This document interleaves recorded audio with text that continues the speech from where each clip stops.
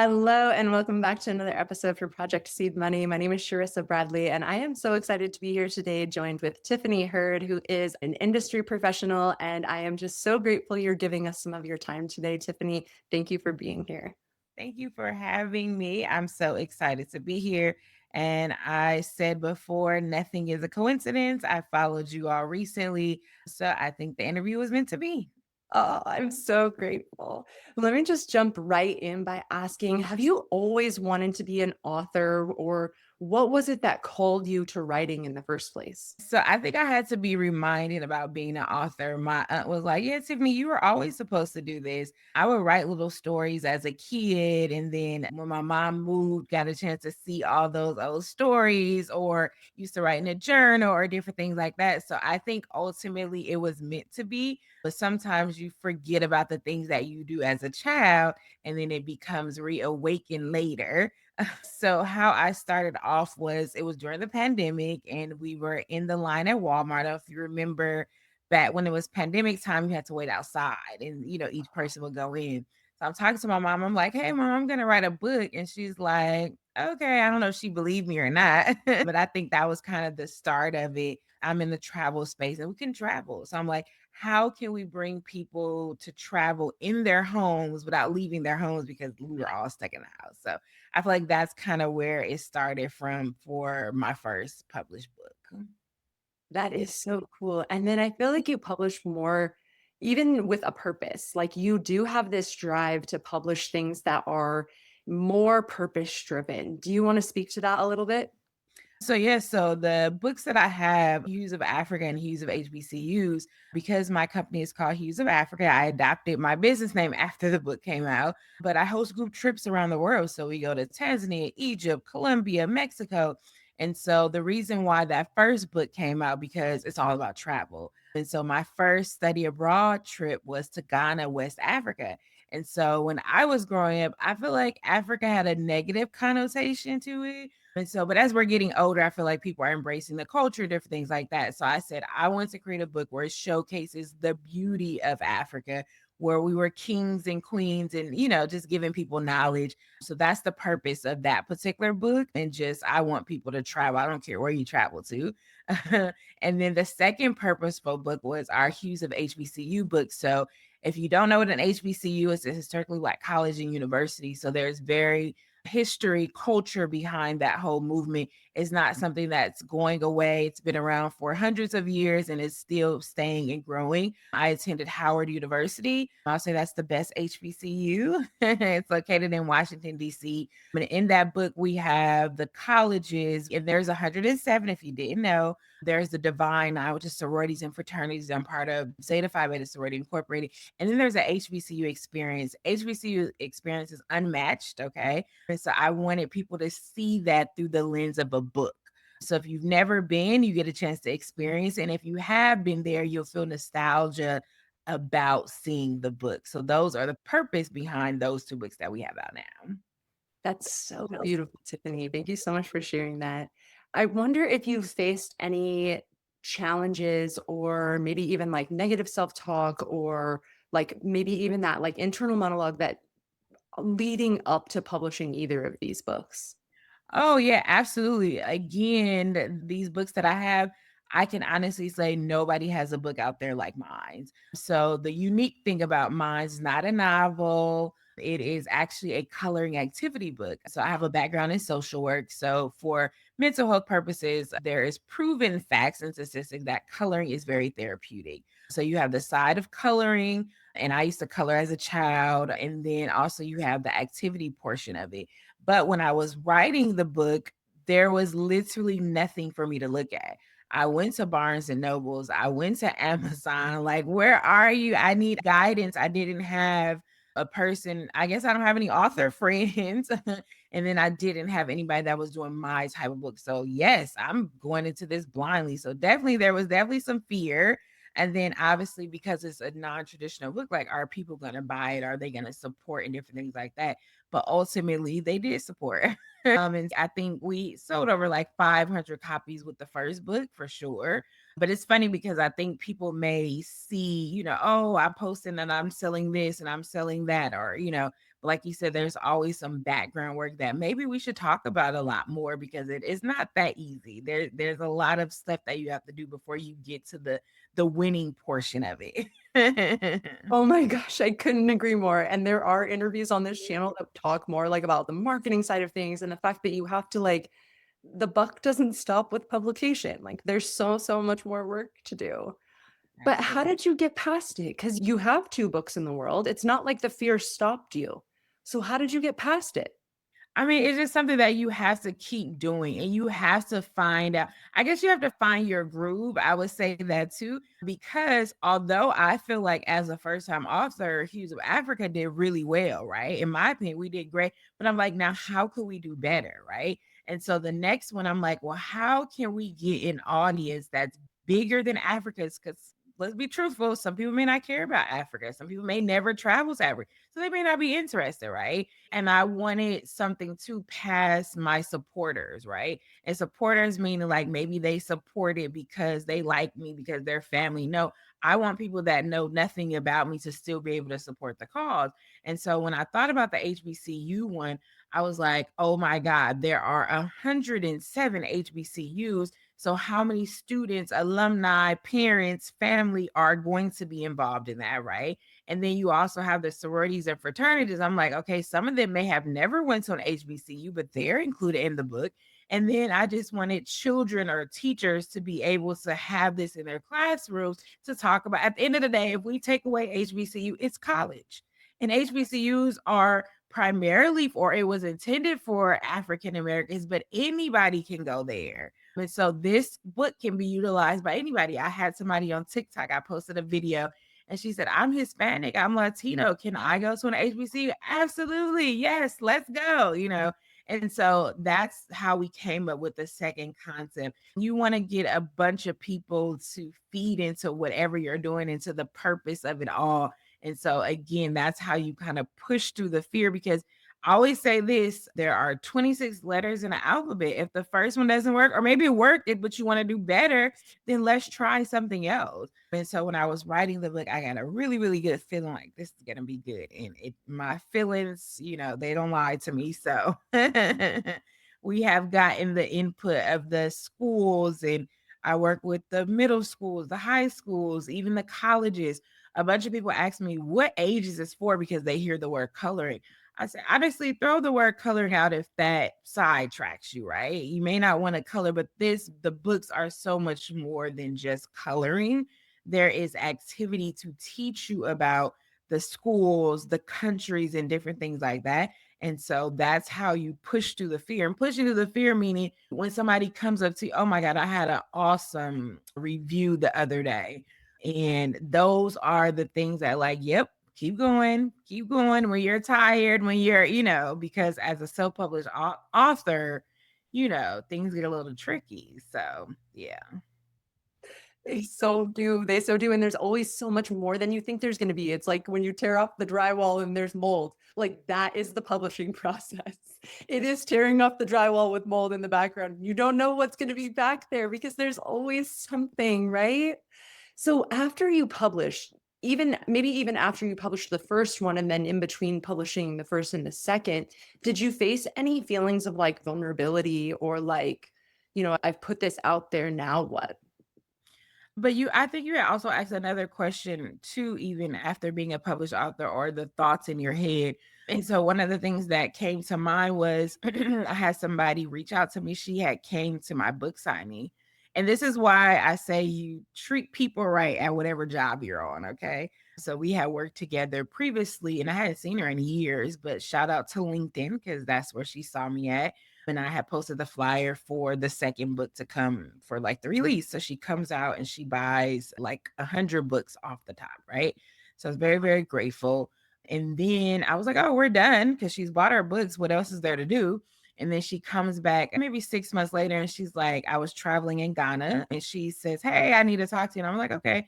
So she wanted me to basically come and do presentations with the students. So now we have the book. So now I'm able to come in, do an hour. It was an after school program, do an hour and a half with the students to dive deeper into it because you have the book. Now, how do we go deeper into it? Right. And so when I tell you, I felt like when she was telling me the price of how much she was going to pay me, this is then where the imposter syndrome coming. You're like, wow, she's gonna pay me this much and I only have to come in for an hour, me? And this just kind of went on. And I was like, not to be like, no, Tiffany, you put in the time and you put in the work for this product. This is what you were. I don't even know if this is what you were asking for, but this came along with the territory. Like, you don't know what one thing can bring, how it can bring multiple things. And so this was a prime example because she also kind of showed me a little bit more faith in people too. Because a lot of times people say, oh, I'll buy books, or yeah, we'll connect, and they don't follow up. And so what she did, she showed me like there's still faith in humanity and words and what people say, that she showed up once, she showed up again, and she's determining my worth. I had even told her, I said, hey, would you like a discounted price because you're buying so many books? And she says, no. She says, I want the price that you charge. Why do I need a discount? She's like, I don't like when people do that, you know? And so, again, that's showing me, don't offer discounts. Show up as you're supposed to show. Why are we offering discounts?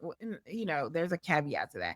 But again, she showed me just to show up with your price and people will pay it as long as they have the budget. If they don't have the budget, they may not be the audience for you. That's another topic. But when you talk about the imposter syndrome, that's the story that came to my mind about that particular situation. I'm so glad you shared that because I do feel like even myself, I find that very relatable, but I do feel that my audience is going to find that relatable too because we've been letting society define our worth for so long. And as women, like that's not as high as I wish it was. But that's why this whole channel came about in the first place, is because we're trying to like to balance that again and to bring those female voices back up to the top and teach us our values and teach us our worth, and we can show up for each other like that and at least be an example. Absolutely. Yeah. So how did you face all the vulnerability then? Because you did it anyways. You saw right through you saw the challenges, you felt the fear, you felt the discomfort, and then you still did it. Do you have like some internal strength? Oh yeah, oh yeah. Tiffany's gonna show up regardless of how I feel about something. So I feel like sit in the feelings, right? I can feel the feeling of, do I deserve this? But was I going to show up for the job? Oh, I was going to show up. And so also too, when it comes to presenting, I have a background in like theater. So I'm used to being on the stage, quote unquote. So people often, so sometimes I sit back and people are often like, oh, she's quiet or whatever. And I'm like, I'm not quiet.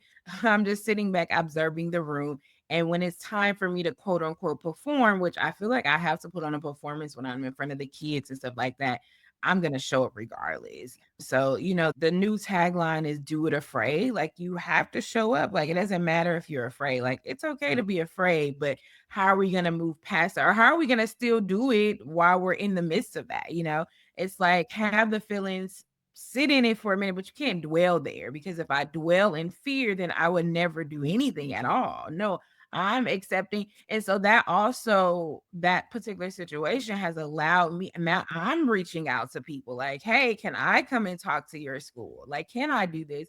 For example, I have something tomorrow, and this particular school is not buying books, right? But she said that she can send out a letter to the parents to see if they would like to purchase books. I said, okay, I'm down with that. Let's go. It's like you have to do different scenarios because this person came to me, right?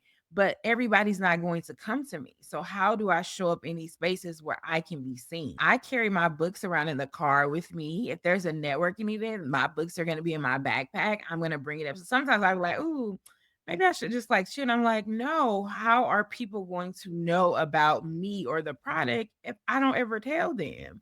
And so I think, again, that's the cool thing about being in the scenarios, because each scenario helps you grow.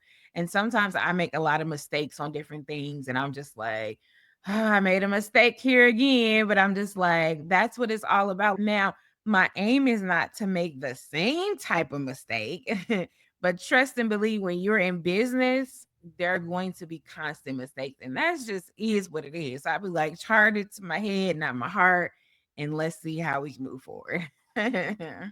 That's so relatable as a business owner. Like you just make thousands of mistakes every single day and you just have to like be okay with that because we're just humans. We can only do what we can do, and we only have so many hours.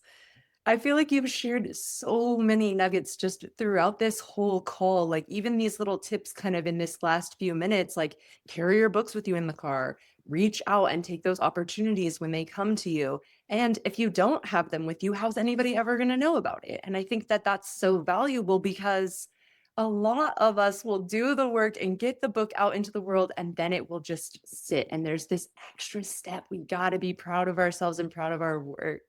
So for my audience, that is just they're sitting on the fence. They're having a hard time from that like mental place to get out of the thoughts and the fear and put it into the world. And I would just love to know if you have any last advice for them and just helping them get off the fence. They're going to be scared. We are scared. Yeah, that sounds like if you're in self-publishing, like you can't be scared. And I would say with self-publishing, while you're going through the writing process, that seems like the hardest part. But honestly, it's not the hardest part. It's gonna be the easiest part. And now you have to go further with it because that's what people say. Oh, am I getting sales? I'm like, okay, so what are you doing? Are you talking about it? Are you telling people about it? Are you posting about it? Do we even know that you even have a book? And then there's also just like subtle ways. I would say I'm not a person that's like gonna be like, buy my book all the time. I post about it. I post about the vending events or being at the schools and stuff like that. And then so that you think people are not watching, but they are. And so then they can come back and be like, oh, Tiffany has these books. Let me reach out to her for this particular project, or I need it for my scholarship student or something like that. So I would say definitely you have to get out there and do little things. And I would say my newest little hack, I haven't talked about it yet, but I'll tell you on here since we're here. My newest hack is you probably can't see my earrings. I don't know if this is being recorded or just audio, but this is a picture of a painter's kind of board, and this is the brush, right? And then I also bought coloring pencils as well. And so those have been a great conversation starter. So people are like, hey, are you a teacher? I'm like, I'm not, but I'm an author of a coloring activity book. So you have to think of like creative ways to have conversation. Actually, that's a good way. If you're an introvert or something like that, people will come up to you and notice you, versus you having to say anything. So those are just a little, we only have a short time on this audio. So but yeah, there's just so many different things that you can do to kind of enhance or get the word out. But remember, we are the CEO, the author, the marketer, the collector of the money. We wear many hats and we have to do them well. So get to it. I love that. And it's such a perfect segue because you also do offer support to this community and to authors. So I do want to give you a minute or two to just share a little bit about how you can support authors because you have so many wonderful ideas. And I know that this is something that people can come to you for. So that's funny that you mentioned. I really don't even talk about these services very often, but they are available. So yes, definitely if you are looking to be a self-published author, I do offer particular services where we're just literally having that conversation from starting from beginning to end. And the reason why we offer this, because as I told y'all before, I didn't have any guidance. I don't want people to be lost when there are other people that has done it before you. I think we often say, why me? Why do I have to be the first? Why wasn't there any help? But I think we go through these situations to help people out. And I remember this was related to church. So sorry, y'all topic. She said something, and I said, but what if I don't? She said, a lot of stuff we go through to help others is not even about us. And I'm like, but why I gotta be the one? I don't want to be the one to start. But it's like we don't get to write our testimony, quote unquote, right? So it's basically like maybe I had to be the first one to help others to go through their process as well. So pointing all back, we do have a service that we can help out if you need guys. And also too, even if you have publishing, like you said, just need some more guidance on what to do next, we also offer that as well. But if you're coming to me, be ready to work. I'm not gonna allow you to just sit there and be heeing and hawing. No, we're gonna get to work. And I'm gonna be like, what did you do this week? How is it going? So if you want somebody that's like going to push you to be greater, then I'm the person for you. I think that is so awesome. Can you please tell my audience where they can find you and where they can find your books? Okay, so Hues of Africa and Hues of HBCUs, they can be found on Amazon and they can also be found directly through my website, especially if you're ordering lots of books, definitely come to me. Don't go to Amazon. And then my website is www.huesofafrica.com. So you can send me a message on there. And we're also on Instagram at Hues _ of _ Africa. And also for my travel page is at Sweet Tiffies. And we have a YouTube channel called Where in the Heard is Tiffany. So you can find me on any of those platforms. I will definitely be excited to hear from you all, just to know that you guys are at least listening in and following the page and different things like that. So yeah, I would love to hear from you all. Thank you. Thank you so much. And I'll make sure to have all those links listed below, as well as on the website in the blog post about this as well, and in every description so that people can easily find you. Before we go, let me add this real quick caveat. We didn't talk about it because it's all about books, but I also host group trips and we also give the books out on the trips as well. So that's kind of how we integrate them as well. We have two sides to the business, but yes, that's how they kind of flow together as well. Oh, that is so magical. I will make sure to link that as well because I just want our audience to be able to find you in all the different ways. Thank you again so much for being here with me today, Tiffany. And I'm just really grateful for your time. Thank you. Thank you so much for joining me on another episode for Project Seed Money. Please don't forget to like and subscribe. It really helps the channel. And I will see you with another interview next week. Bye.